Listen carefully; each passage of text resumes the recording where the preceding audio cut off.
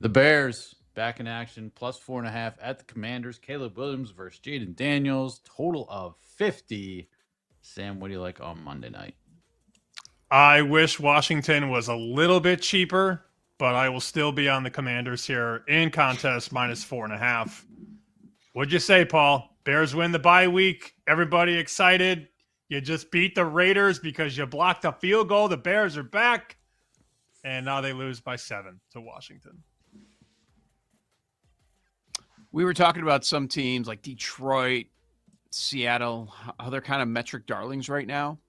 I think a sneaky metric darling is Washington. When you take a look at where they rank in a lot of key categories offensively and just overall, too. I mean, net yards per play, they're number 6 in the NFL, while the Bears are 28. My first reaction was this line seems like a lot. And I think the more and more I dig into this game, as we start to get some news on it too, like, oh, I understand why it's in that 4.5 to 5 range. Because I was thinking first 3.5, fail, marry, revenge, and all that. We know the Bears will get money. They always end up taking money. People forget about all of their issues after they go on a bye week. You know, some people will bet into that. Oh, you're an underdog getting 4.5 to 5 points. I bet you people will take the 2 dogs in that same spot on Monday. 15 days between games, the Falcons and the Bears. The injury report yesterday looked awful. I assumed a couple weeks between games that they would be a lot healthier. Based on the first practice of the week, not so much. Darnell Wright, the right tackle, not practicing. Brisker, the safety. Grady Jarrett, not practicing. Kyler Gordon, limited. Jonah Jackson, the right guard, was limited as well. Don't forget about the Jalen Johnson injury. This Bears defense is still beat up. Now you face a real quarterback. So I understand why we're at 4.5 to 5. I totally get it. I kind of don't even care if McLaurin's good to go. The march to Jaden Daniels MVP starts on Monday night. That's right. Bengals and Flacco.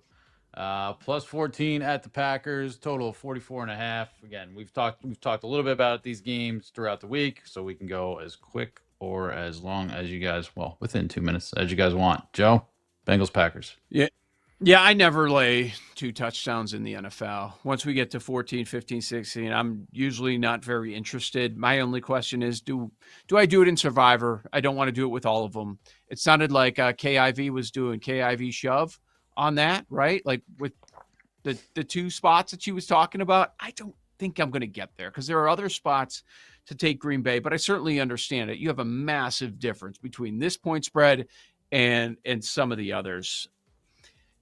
Don't forget, the last time we saw Green Bay, they didn't look great. Like, they looked awesome for 2 weeks, and they were going to win the Super Bowl, but there are some issues that they need to hammer out, and this is a perfect spot for that, going against a quarterback that's been there about 2 days. So I expect the Packers at home to take care of business, and they're probably going to cover the number. Every time I hear Paul say Flacco, it makes me laugh. I also, have you guys seen the clip of that comedian Stavros talking about Flacco? If you haven't, it's very good. He's talking about the Meathead Ravens fans who are like, yeah, Lamar's fine, but there's something about Flacco. He's like, I just trusted Flacco. It's very funny. It's a good clip if you haven't seen it. I'll take the points. In my contest, I just ripped through it during the break. I do have Bengals plus 14 on there. You get the Flacco bump for one game, and then the Flacco bump goes away. But I'll be on the Bengals. Yeah. All right. Titans plus 4 off the win, a miracle win in Arizona. Titans plus 4 at Vegas. Total 41.5, Sam. This got down to 3.5 yesterday. You're thinking, geez, they're betting the Titans at 4. You know, I understood the support coming in at 6.5 and 6.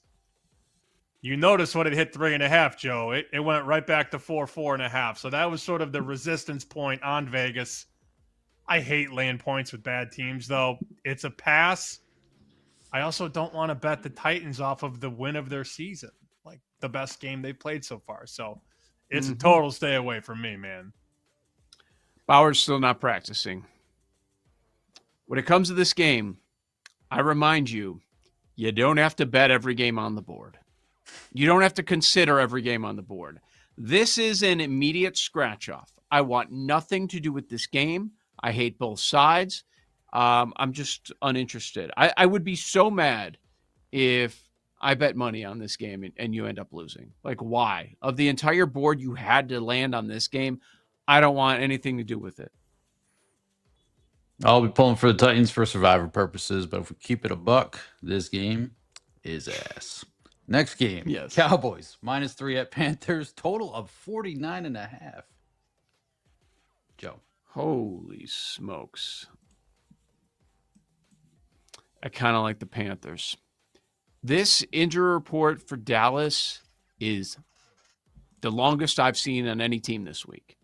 Like, it's amazing. Remember, 4 starting offensive linemen were out last week. You're still looking like not going to have CeeDee Lamb here.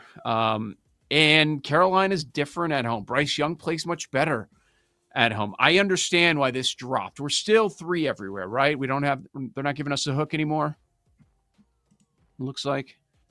I see 3s. Yeah, all 3s. I see one spot that has a 3.5, but yeah, we got to call it 3 right now.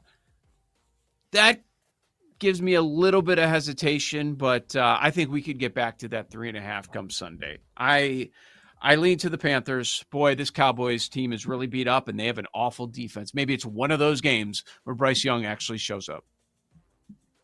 I'm not a big fan of the Panthers' defense, especially their pass defense. Dak's passing prop at BetMGM is 243.5. On the high side of the market, it's 247.5. Where is this number on Sunday? Probably bigger. Probably 249, 250. So on the low end of the market at BetMGM, I go over 243.5 on Dak. What about Like Rico that look? Dowdle? Rico Dowdle revenge game? No. Yes. Don't care. I heard that. Do not care. Nope. Will he be in the room on Sunday? Probably. All right, you guys have Yes. said this line stinks. Patriots -3.5 at the Saints. This total cannot be 49.5. That's got to be a bad job by me. No, it's 46. Joe. Yep, 46. Patriots off their win of the year. Best win they've had in a number of years in Buffalo on Sunday night. And you've got the Saints. Rattler gets his first win, right? +5 in the turnover margin against the Giants. The line does stink. The Patriots don't have any run game to speak of, but don't tell that to a Patriots fan. They don't want to hear that at all. They think their defense is great, even though it isn't. This team has holes, and it's being talked about like it doesn't. Drake May, that was a phenomenal performance, a gutty effort, everything they were able to do in that game. This is Saints or pass as far as I'm concerned. Sam? Saints money line. Let's go. Come on. It's the only way I would look in this one. Yep. It's the only way. You can't lay 3.5 on the road after taking down the Bills with the Patriots. Sneaky sandwich spot, which I know is not as much of a thing in the NFL. Vrabel revenge game in Tennessee next week. So, something to think about as They're well. going to beat the doors off Tennessee, too. Yes. This will be perfect. 100%. Let them lose to the Saints. Everybody will pump the brakes, and then they'll go in and beat Tennessee 32-0. All right, last NFL game. Yeah. I don't know what the hell to make of this, but Chargers -4.5 at the Dolphins, total of 43.5, Sam. Hell. I think we saved this one for last for a reason. Usually they save the best for last.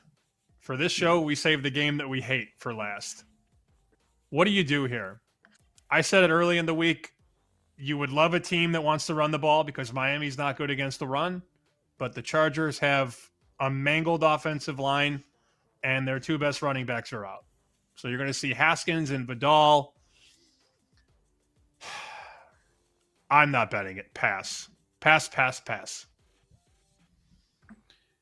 So the Chargers don't have an offensive line, but the Dolphins don't have a pass rush. So what are we going to do in this spot? Yeah, like you mentioned, no run game, down to the third running back already with Hampton and Harris out. I'm staying far, far away. It's another one of those games that I just have no interest in.